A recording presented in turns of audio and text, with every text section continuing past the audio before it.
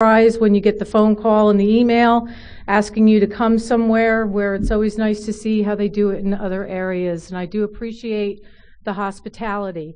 I want to thank Diana and Susan for picking us up at the airport. It's not every day that you get to say, okay, I'll be out front, and my husband says, do they know what we look like? And I said, no.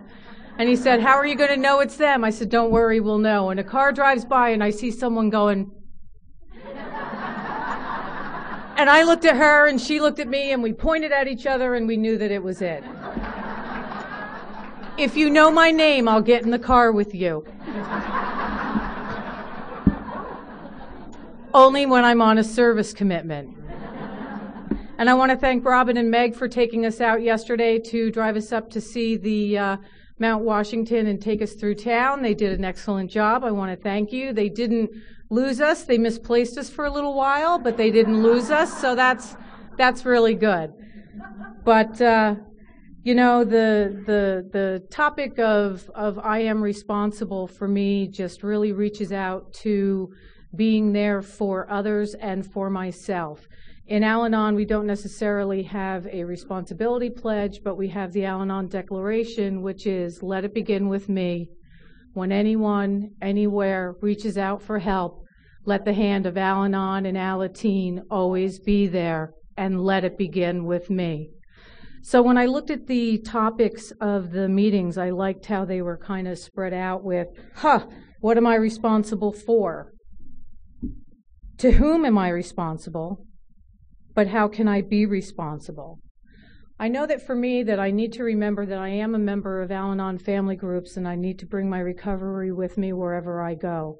When I was young, my mother had a friend who was a member of Al-Anon, and I really didn't get a clear picture of what it was because she would come over to our house and she would tell, and her husband was still active, and she would tell my mother all the places that she found him, where he peed, where he passed out, and basically would just sit there and complain. And then she would look at her watch and she would say, oh, I have to go to my meeting, and she would leave. My interpretation was that she took that message that she left at our house and brought it to her meeting. And when I needed Al-Anon the most, I didn't even remember that it existed and that that was an option for me. When I was in kindergarten, my cousin Ruthie was in class with me, and she was extremely shy and very introverted. And whenever anybody would ask her how she felt or what was going on, I always had to respond for her because she never did it fast enough or to my liking, and I thought that she couldn't really hold her own, so I needed to speak with her. I mean, I got mine honest. Mine was, you know, my isms were from the day that I came out. So the principal called the two moms together and said, if Ruthie's going to grow at all, we need to separate these two. And that's basically how I started my career. And, you know, it just kind of escalates from there. You know, in my family, I have a sister that's just about 12 years older than I am, so there was basically two family units, her with my parents and me with my parents. And we always had the family secrets, and I didn't really know that my sister was an incorrigible runaway and at one point had done time in Clinton because my parents had told me that she had moved in with a friend. You know, so it was always, or a lot of friends, I guess we could say, for the time that she spent there. I don't know. And it's still a conversation that she and I have never really had. You know, right now we are estranged, and it's not exactly a happy story, but I know that I keep reaching out occasionally to just let her know. Unfortunately, I seem to be the one that sends the cards with the family obituaries because she won't take my calls. So I'm doing what I need to do to reach out to her, and for the grace of God, I have found Al-Anon family groups, because if I hadn't, I'd be just like her, and I would be as resentful. She is in a lot of pain, and I pray for her on a daily basis. When I was growing up, my father had passed away when I was 12, and 2 months later, my grandmother had passed away, and then for like the next 3 years, we lost about 7 family members. So my only tool that I had to know about was people left you. You were abandoned. This is what they did. And we never dealt with it. You know, my mother was always big on telling me that when I would say I felt some way, she would say, no, you don't. So I questioned how I felt, and then I didn't know how I felt. And because I didn't deal with any of these emotions, my only tool that I had was tears. So when I didn't know how to express myself, or even when I knew how I was feeling and couldn't, I would just kind of cry. And basically the family joke was that I was pissy and moody, and they were right. But then after a while, I started to use that tool to get out of stuff. So when it came to doing something that I didn't want to do, then I would just become pissy and moody, and then they would send me to another room, and I got out of it. So, we learn in Al-Anon, in step 7 to humbly remove our shortcomings and stuff, and that it talks about in our paths to recovery that our character defects are our survival tools. And that was my survival tool. I brought that into my marriage. I brought that into relationships that I had because I didn't know how to express myself. And if I did, trust me, it was with a 2x4 between both eyes, and then nothing good ever happened from that. So, after my father had passed away, we never really dealt with the loss. We never really talked about it. There was never any grieving. My mother kind of did her grieving, by going on trips and leaving me with some of her friends. So, that's kind of where it was at. One day I remember that I was in 6th grade, which is when my father passed away, and then my next real memories were that when I was in high school. I can identify with children of alcoholics. I did not grow up in an alcoholic home. However, I had an uncle who was an 18-wheel trucker for 40-plus years, and he was always the one that, when he was leaving the house and he was impaired, everybody always tried to get his keys, and he would always turn to me and say, "Don't worry, when I die, you'll get a lot of money." And I was always, hesitant and felt extremely uncomfortable when he left, because I always thought that he was going to die. This woman that was a friend, that was also a member of Al-Anon family groups, she was the person who taught me how to monitor an alcoholic. I remember when her daughter had gotten married, the big concern was whether Harold was going to have champagne or ginger ale, and I was actually put on patrol with the rest of the people to see what he was doing. So, I learned from the best, and you get whatever gifts and what tools that you have at that time. So, as I was in high school, and, I was in my freshman year, and of course there's always a hymn in the story, and there's this guy who was in my Spanish class that was always getting thrown out. He was always doing funky things, and at my first year I really didn't like him because I thought he was an idiot. And the second year we started hanging out, and he had potential, let me tell you. He really had potential and still does today. And you always hear in AA about them taking a hostage. Well, I took one because he was my ticket out. He had joined the Navy, and we were in high school, and, we started hanging out with the same people, and, we had decided that we were going to get married, and before we got married, he had canceled the wedding, and some of, the biggest decisions in my life, he came back on leave, and we were talking about how I was going to go and visit him for 2 weeks. His ship was going to Oregon, and, so we were going to go, and I was going to visit with him. And the next thing you know, I'm talking about I'm going to live with him, and I'm going to leave New Jersey, and I'm just going to go out there, and it doesn't matter what anybody says. And he said, "Well, you're going to tell your mom?" And I said, "No." I said, "You're going to tell your parents?" And he goes, "No." And then someone said we should probably get married, and the other one said, "Yeah," because that was the only way that we could really legally leave the house and not be told, that we couldn't do it, And I was 18 years old when I got married, and I thought that I knew the world and that I knew what was going on. We'll take a bunch of 18-year-olds and put them in the 7th Fleet, and there's a lot of stuff that goes on, and I took care of as many of those sailors as I could, let me tell you. Some of them wanted me to, and some of them didn't. I did for you whether you asked me to or not.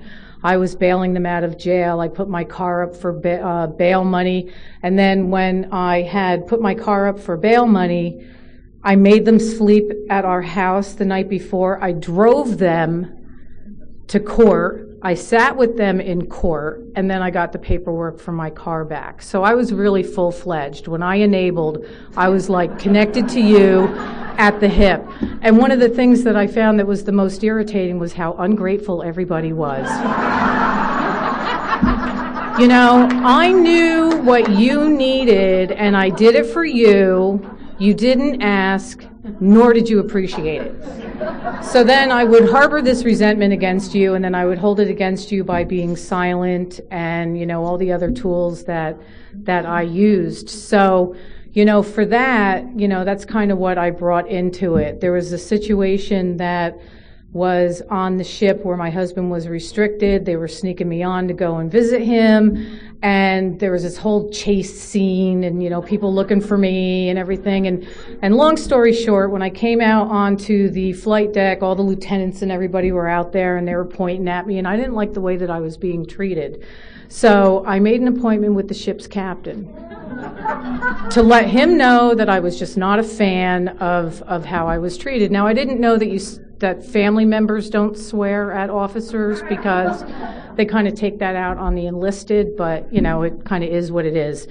And as I was making the appointment, all of his friends were telling me that I had no weight, I couldn't do it, who did I think I was?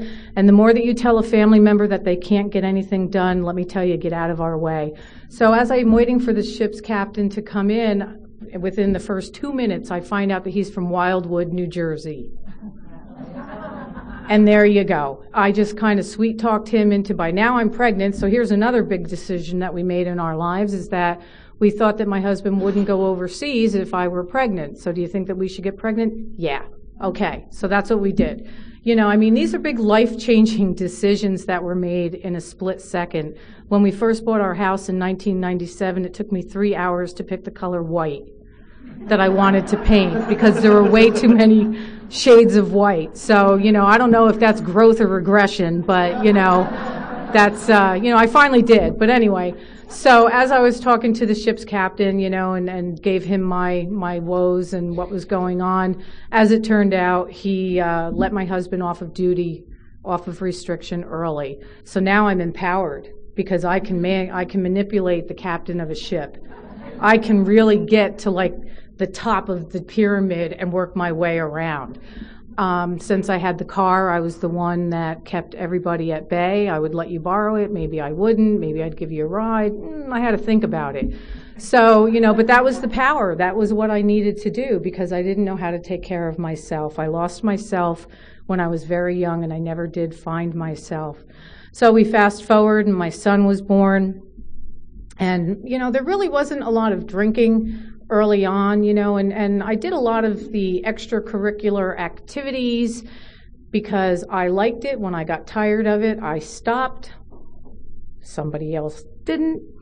And so, that's kind of how we rolled. I wanted to be the cool wife, so I felt if I were the cool wife that I would be included in all of the secrets that other people had, so I would be in the know 100%. With the way that I was thinking, I thought that I knew everything that was going on, but yet there were still things that were happening behind my back. And I always felt when I would find these situations out, I would always feel like a fool. We talk about now in Al-Anon that our higher power will let us know what we need to know when we need to know it. I was always the one that had to force it and to look for it and try to make it be known because I didn't want to be caught off guard. I never liked surprises.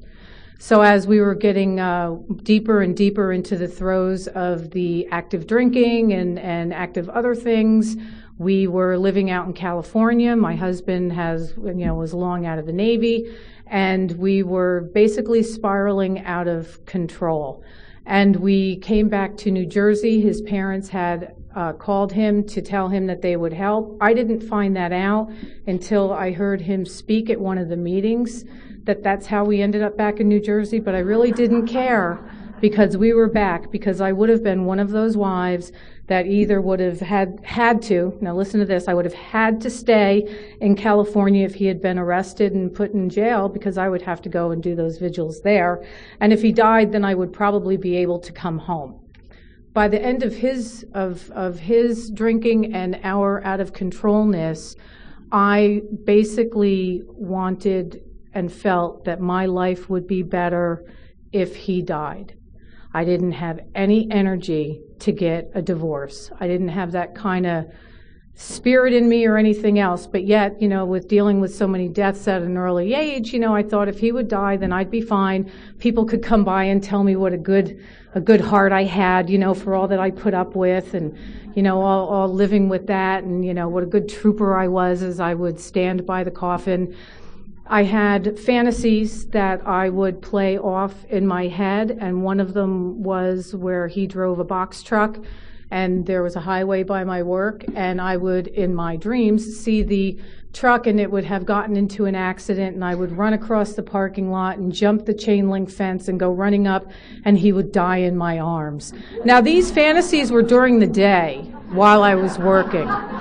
So I'm in purchasing, I'm placing orders and entering orders, and yet I'm planning my husband's demise. And that was the only answer that I had. That was my only way out. And, my brother-in-law at one point, I have two brothers-in-law, well, three, and one was killed in a drunk driving accident before he was 22. And he was the drunk driver. And that was one of the most devastating things that we had to go through. And I didn't have any tools or anybody to lean on, so I leaned on all the wrong people. We talks about in our literature about going to the hardware store when we need a loaf of bread. And that's what I always did. I always went to the hardware store, and I was always looking for bread. I was always trying to get from somebody who was incapable to give to me. So as things got really bad, and, it became a daily occurrence, and, a typical night for me, a typical day started at night, and I would lay in bed, and I would fantasize all of the things that my husband was probably doing. Now, he didn't do nearly half of what I thought, but you would have thought that he had done everything that I thought about because I thought it, so it must have been true in my same thinking. And what I did was all night long, I would just think over and over and over again and play out these scenarios in my head. And when I would wake up in the morning, he would be gone, and I was angry. I was angry at what I thought, not at what he actually did. And basically I took that into my whole day. Anybody I came across when I was driving in the car, if you were behind me, that's exactly where I wanted to keep you.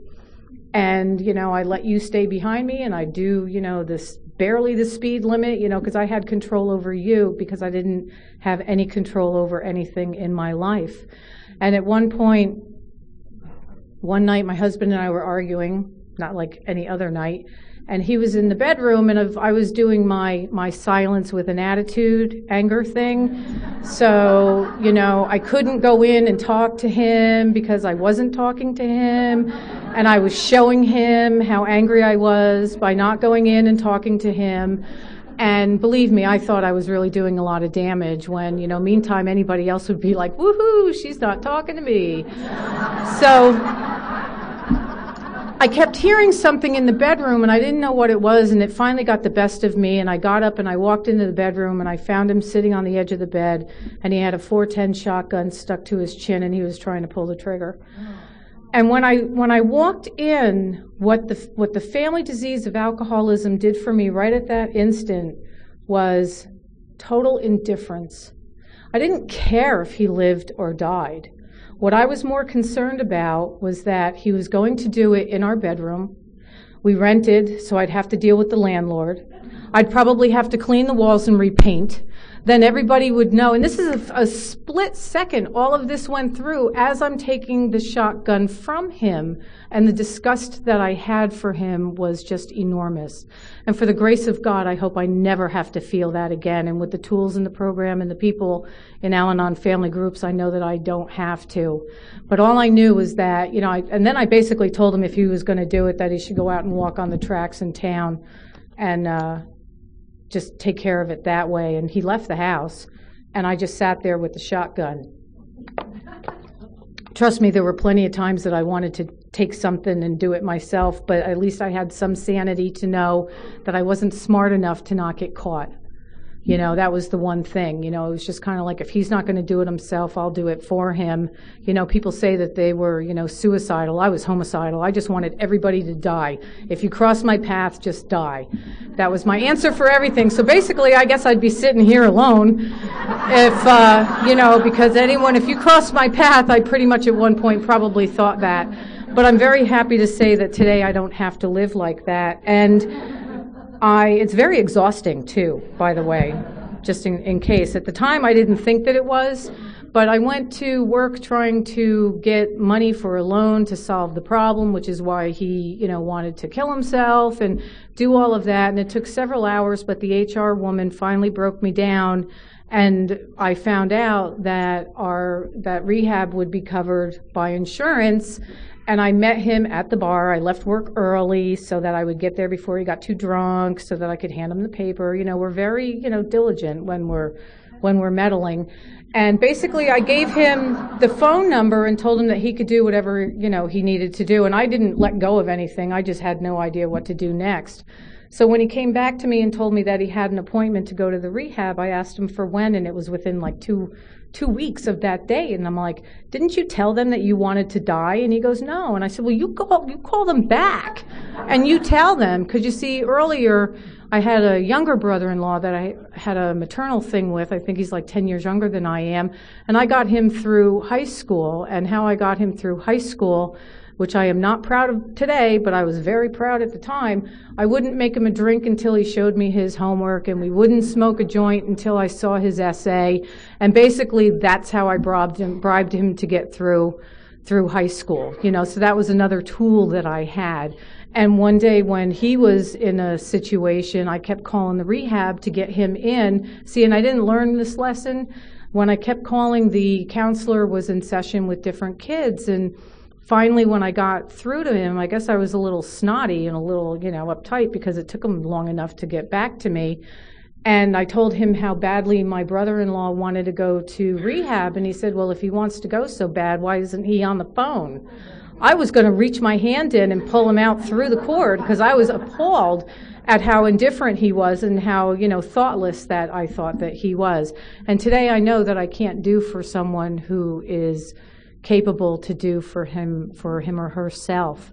So when my husband finally, was going into rehab and I dropped him off, I knew that he wasn't going to tell the counselors his story. So once they separated us, the first words out of my mouth were, he's not going to tell you this, but trust me, he wanted to kill himself.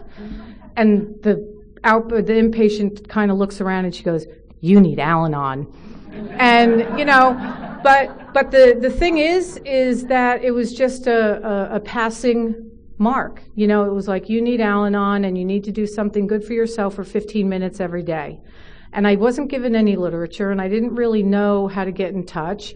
And at that point, I wasn't really ready. So for 3 weeks, I sat at home waiting and wondering and not taking care of myself because I was worrying. And you see, for me, worrying made me feel like I was doing something. I was very, very busy doing absolutely nothing but worrying and fretting and spinning and thinking. My thinking gets me in trouble every time. And for 72 hours, they wouldn't let me have any contact with him. Oh, and importantly, when the night before he went into rehab, he told me that when he got out that he was only going to drink on Tuesdays and Thursdays. No, Tuesdays and Saturdays. And because it would be a nice gap.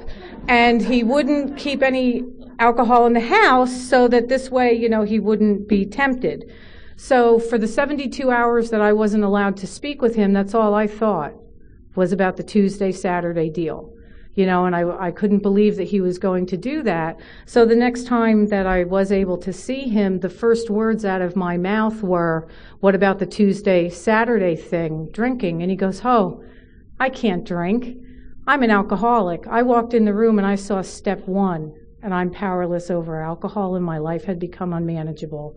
Now, if I had gone to Al-Anon as recommended, I might have had that spiritual awakening myself. So that teaches me to try to have an open mind and to listen to those who have experience before me. And, I of course, then I wanted to slap him because I wasted 3 days. Again, worrying it's his fault. Blame. So, for the 3 weeks and stuff, the night that he got out, I asked him what the next thing was. I said, so what's next? And he goes, well, we are going to a family meeting. And there was a meeting at the time that had AA, Al-Anon, and Alateen in the same building at the same time for the meetings. And what was good with this meeting was the last Wednesday of every month, they had the open celebration, and the 3 fellowships would meet together, and every month a group would take the topic. So one month the Alateens would lead on a topic, the Al-Anons would lead on a topic, and the AAs would lead on a topic. And it was great because we all sat together and we all knew that it wasn't a fellowship where all we do is talk about you. It wasn't where, I mean, sometimes we do. I mean, when we're new, trust me, that's all we do is talk about you guys. But, you know, someone will get their hands on us and let us know that that's not exactly what this fellowship is about. It's to help me take the focus off of you and put it back on myself so that I can let you live your life while I'm living mine. And trust me, everybody lives so much better when I'm not in the middle manipulating this.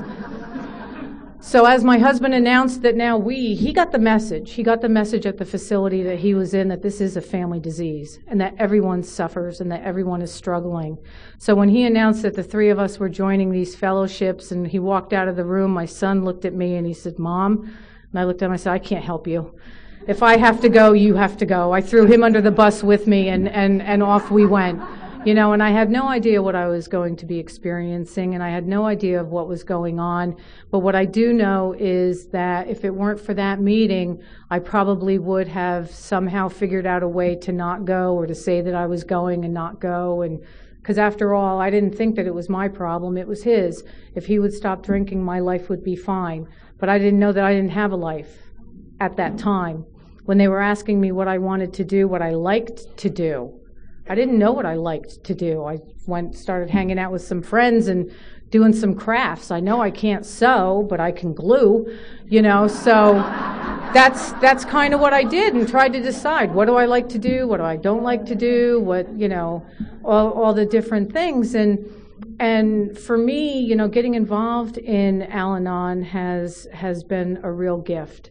You know, when it talks about whom am I responsible to, I'm responsible to my higher power and to myself. And I'm responsible to the newcomers and the Fellowship of Al-Anon family groups as a whole. I need to take the responsibility to know what the service manual says. I need to know what the traditions are, and I need to make sure that I don't dilute the message while I'm carrying it in the meetings, outside of the meetings. I know that there's a lot of different things that are slowly bleeding into Al-Anon family groups that I'm hoping in time others will feel safe to speak up for our fellowship and to not let terms from therapy facilities eke in and different things that, you know, we have that are going on. I know that we cannot be everything for everybody. I was told early on that I bring my mess to my sponsor and the message to the meeting, that I don't sit and complain, that I bring the solution or I bring what doesn't work. I make sure that I share. It's very important for me to let people know that I do mess up when I'm in the meetings, because I hear a lot of times, you know, where people say, well, I never do this and I never do that. Well, I never do anything. The only thing that my claim to fame is that I am no longer a snooper. And that really is, I do not go through pockets. I do not go through his book. I do not, you know, and I did that one night when he was in early recovery. I found his rehab book, and I read a page in it which gave information that I had been seeking when he was still out there. And in my sick mind, instead of calling someone in the fellowship, when he came home, I announced that I knew I now had that answer. And I couldn't believe it, and, you know, I was very flip about it. And I said, you know, well, I found it. And he said, do I have to hide my books from you too? And that really hit me hard, because who am I to go through his things? That's his life. If I'm meant to know about it, I will know about it. Trust me, I do not want to see his fourth step at all.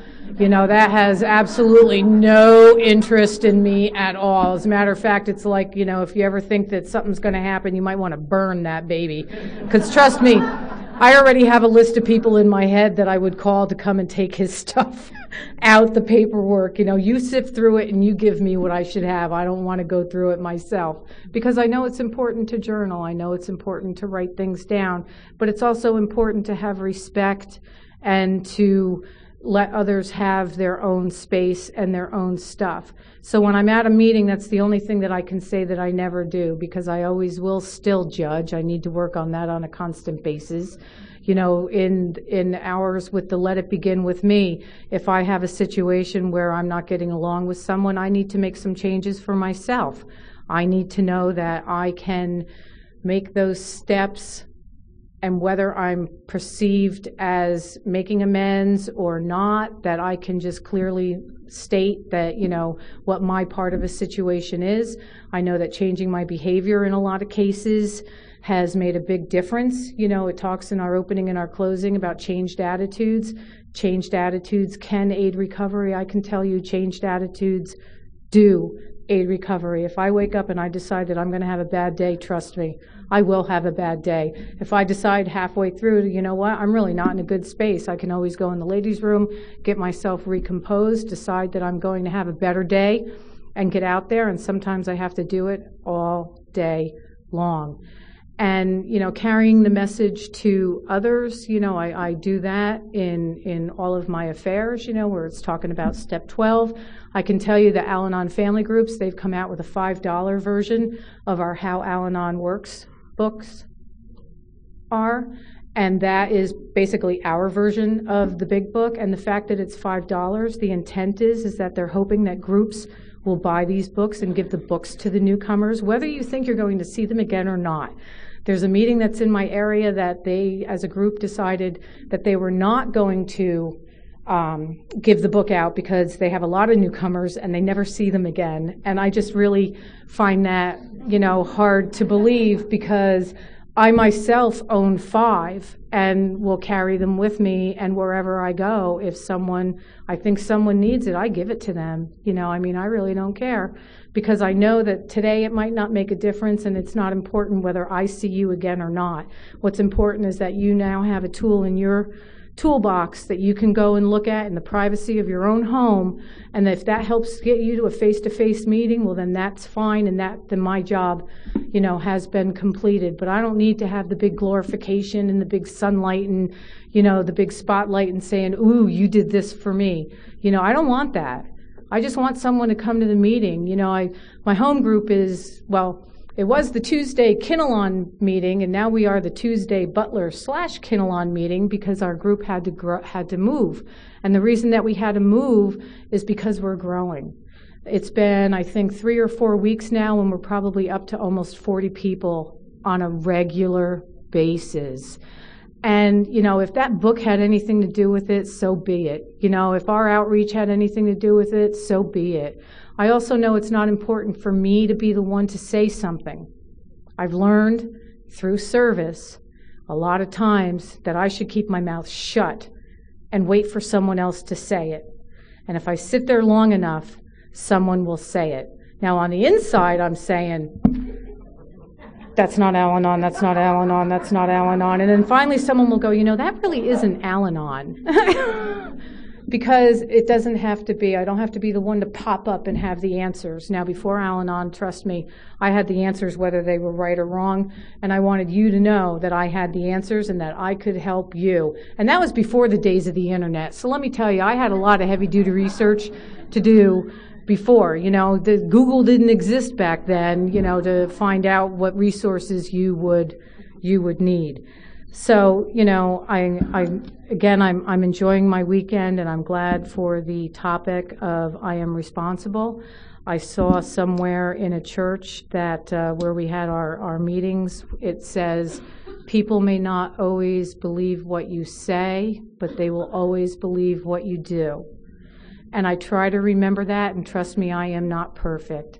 And all I want to ask is, it's a beautiful Saturday, and we're all here, and we're getting recovery, and we're learning from each other and talking to each other and reasoning things out.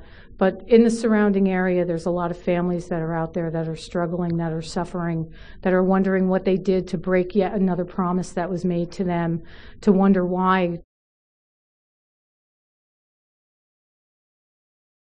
than what they have been doing on their own. And it really is, it's a safe place. And we are not, you know, someone that'll, turn around and shoot you in the hip, for anything that you say or do. We work with each other. We focus on the steps, the traditions, and the concepts, and we, really work to believe that alcoholism is a family disease. And I want to thank you for your time and enjoy the rest of the weekend.